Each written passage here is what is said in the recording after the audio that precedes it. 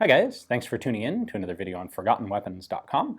I'm Ian McCollum and I'm here today at the Rock Island Auction Company taking a look at some of the guns that they're going to be selling in their upcoming April of 2018 Premier Firearms Auction. And today we have an M1 Garand. Not just any M1 Garand, but one manufactured and used in Europe.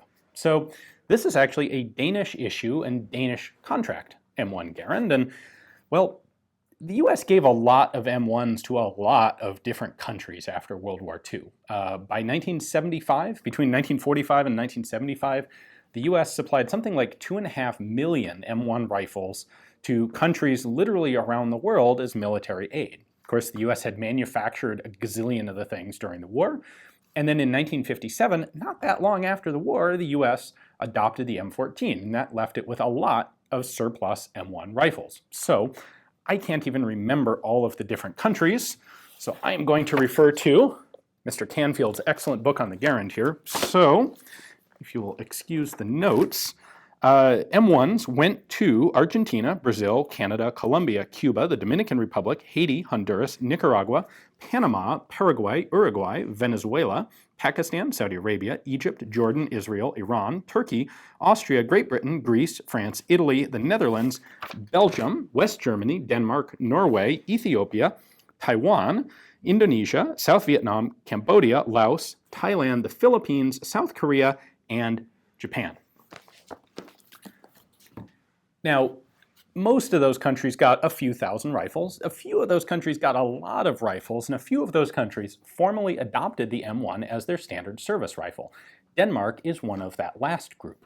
In 1950, the US and Denmark signed a mutual defense agreement, part of which involves standardizing arms and ammunition. Now, I think mutual is sorry, Denmark. I think mutual really means the US agrees to help Denmark as a newly minted part of NATO. I don't know that we were expecting Denmark to have to come over and help defend the United States, but not a bad idea to have some arms and ammunition standardization between allies. So the Danes formally adopted the M1 rifle as the 7.62 Gewehr M50, and proceeded to get, well, they borrowed, the US loaned 20,000 of the rifles to Denmark.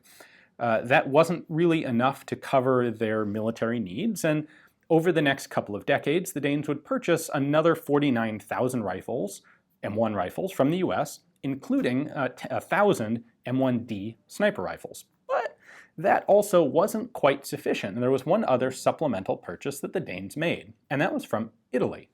In 1952, Italy was designated as the official NATO supplier of M1 rifles. There were enough NATO countries that had the things as war surplus or aid that it was necessary to have someone there to manufacture parts, to make new rifles. The Italian military used a bunch of new manufactured guns, and this fell to the two firms of Beretta and Breda. And between them, they would make something like 100,000 M1 rifles after the war.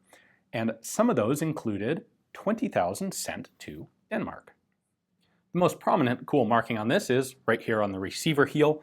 We have a Danish crown. We have the FKF marking, which stands for something utterly impronounceably Danish, but it translates to the Defense War Material Administration, basically a Danish military property mark.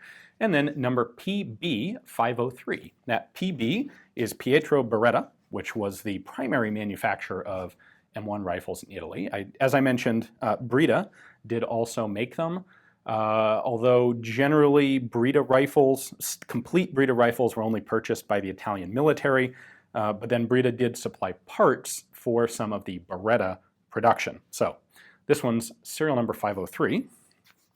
We can also see that stamped on the buttstock down there.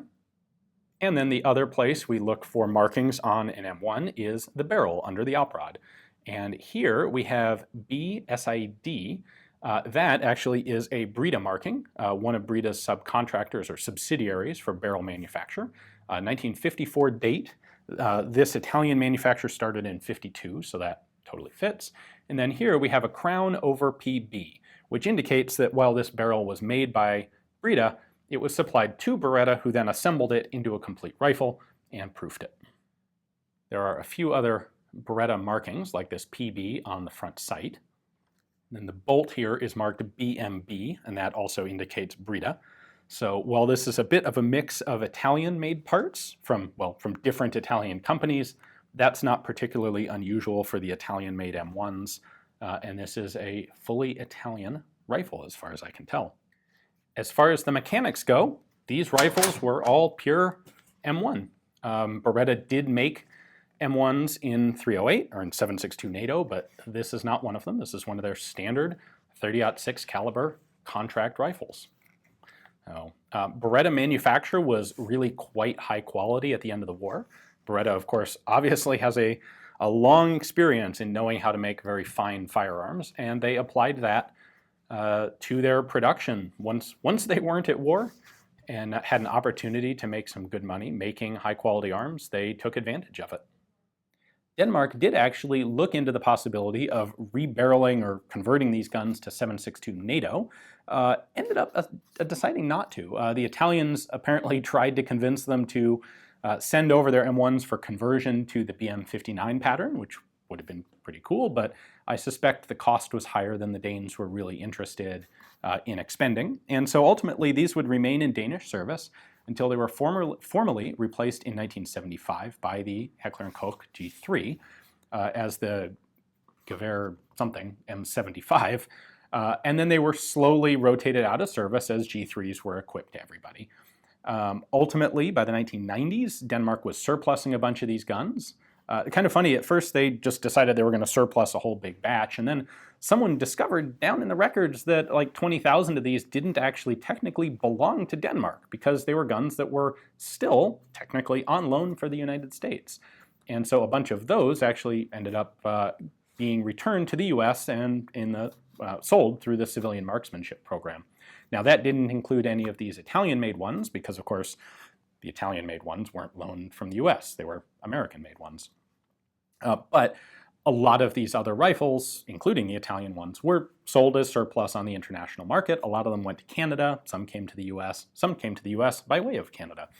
But this is a really pretty cool example of one of those. It's not every day that you see an M1 with a non-American receiver marking. So if you're interested in having this one, adding it to your own collection, you know, the Danes did a much better job caring for these rifles than a lot of the other countries that had borrowed or purchased M1s. And these are both very nice shooters and very cool collectibles. Now, if you'd like it, you can take a look at the description text below the video. There's a link there to Rock Island's catalog page on this rifle that has their pictures and their description, their price estimate, and everything else, including a way you can place a bid for it right through their website.